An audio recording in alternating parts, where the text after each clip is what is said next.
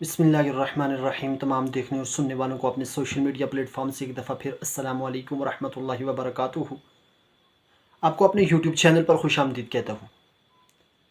नाज़रीन किराम, पाकिस्तान में जो पुलिस डिपार्टमेंट है उसका काम है अवाम का तहफ़्फ़ुज़ करना, अवाम को तहफ़्फ़ुज़ फ़राहम करना, अवाम की मुश्किलात को कम करना। अवाम के ऊपर जो जुल्म व जबर होता है उसके लिए इंसाफ का पहला कदम जो उठाती है वो पाकिस्तान की पुलिस है। जो घर की दहलीज़ पे इंसाफ पहुंचाती है वो पाकिस्तान की पुलिस है। लेकिन मेरी मुमलिकत खुदादाद में जो पुलिस डिपार्टमेंट है उसमें जो काम करने वाले मुलाजिम हैं जबकि उनकी इज्जत महफूज नहीं।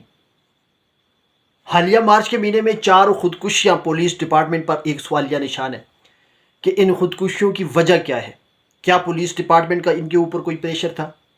इन लोगों ने जो खुदकुशियाँ की हैं इनके ऊपर इनके घरेलू कोई मामलात थे, या पुलिस डिपार्टमेंट में इन लोगों के ऊपर कोई जुल्म व जबर हो रहा था जिसकी वजह से इन लोगों ने खुदकुशी की।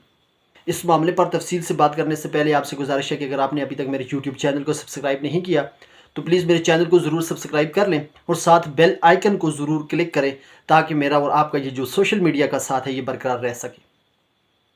नाज़रीन किराम, मार्च 2018 में 27 लेडीज़ पुलिस ऑफिसर ने एक लेटर आईजी इस्लामाबाद के नाम लिखा जिसमें लिखा हुआ था, लाखों करोड़ों मजबूरियों की वजह से अपने घर बार को छोड़ा और महकमा पुलिस या अपने बहन भाइयों को छोड़ा। जनाब, महकमे में भर्ती होने के बाद हम माँ बाप की बजाय हमारी इज्जत का ख्याल रखना सीनियर अफसरान की जिम्मेदारी है, लेकिन यहाँ काम करना उल्टा है। हमें रोज़ाना की बुनियाद पर कई कुत्तों का सामना करना पड़ता है। पुलिस लाइन का निज़ाम ही ख़राब है। डीएसपी से लेकर एसएसपी तक जब भी कोई पेशी हो तो रीडर और ऑपरेटर हमें एक मखसूस जगह बताते हैं कि यहाँ आ जाओ, हम आपको बग़ैर पेशी के काम करवा देंगे, और हमें मजबूर करना पड़ता है। आपके हेडक्वार्टर में डीएसपी और इसके रीडर ऑपरेटर ने अलग अलग कमरे तैयार कर रखे हैं जहाँ पर हमारे अमालनामों की समात अपनी इज्जत देकर होती है। यही हाल और तमाम रीडरों और ऑपरेटरों का है, इसीलिए ये अलग अलग कमरे तलाश करते हैं। जनाब, खुदा का खौफ कमाएं, आपकी बेटियां भी होंगी, हमारी इज्जत आपके हाथ में है। हमारी कुछ लड़कियां जिनकी इज्जत से डीएसपी हेडक्वार्टर और कुछ रीडर ऑपरेटर खेलते रहे हैं और इनकी तस्वीर और वीडियोस भी हमारे पास महफूज हैं, लेकिन पुलिस में होने के बावजूद भी ये लड़कियां कुछ नहीं की थी। ऐसा ही वाक़या जो हाल ही में इकरा नामी एक लेडी कांस्टेबल के साथ पेश आया, जिसको हरासमेंट करने के बाद जहर की गोलियां खिलाकर कत्ल किया गया। इस कत्ल को छुपाने के लिए बड़ी कोशिश की गई। पुलिस ने अपने ऊपर जो दाग था उसको मिटाने की हर मुमकिन कोशिश की, और ये जो इकरा थी इसकी रिहाइश कराची की थी, तो डायरेक्ट इसकी लाश को इस्लामाबाद से कराची भेजा जाने वाला था कि इसकी खबर आईजी इस्लामाबाद को हुई, जिसने फौरी नोटिस लेते हुए इसके ऊपर एक इंक्वायरी टीम बनाई और सबसे पहले इसका पोस्टमार्टम कराने का हुक्म दिया, और उसके बाद इसके ऊपर एक इंक्वायरी टीम बनाई। इंक्वायरी टीम को ये टास्क दिया गया कि इस अंधे कत्ल का सुराग लगाया जाए। इस लेडी कांस्टेबल के आरिफ हुसैन शाह के साथ नाजायज़ ताल्लुकात का सुराग लगाया गया। ये लेडी कांस्टेबल इकरा जो है वो उसके साथ ताल्लुकात रखना नहीं चाहती थी।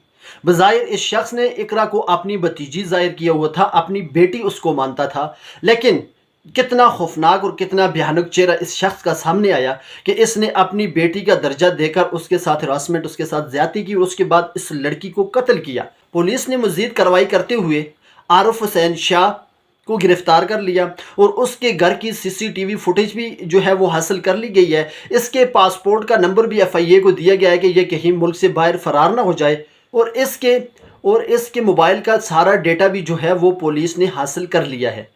और इसकी जब तक कंप्लीट मेडिकल रिपोर्ट नहीं आती उस वक्त तक आरिफ हुसैन शाह जो है वो पुलिस की हिरासत में है, और उसके बाद इसके ऊपर जो है वो मज़ीद कानूनी कार्रवाई की जाएगी। आरिफ हुसैन शाह इकरा को पुलिस लाइन से बाकायदा एक गाड़ी में पिक करता था और इसको अपने रूम्स में जाके छोड़ता था। इकरा को वो अपनी बेटी मानता था और बेटी मानते हुए उसने साथ ऐसा घिनौना खेल खेला जो कि पुलिस डिपार्टमेंट के ऊपर एक बदनमा दाग है। ये कोई एक वाक़या नहीं था। इससे पहले सियालकोट में मोहम्मद हुसैन नामी एक कांस्टेबल ने खुदकुशी की थी, जिसकी तहकीकात सामने आने पर पता चला कि इसके ऊपर महकमाना प्रेशर था, जिसकी वजह से उसने खुदकुशी करके अपनी ज़िंदगी की बाजी ख़त्म कर दी।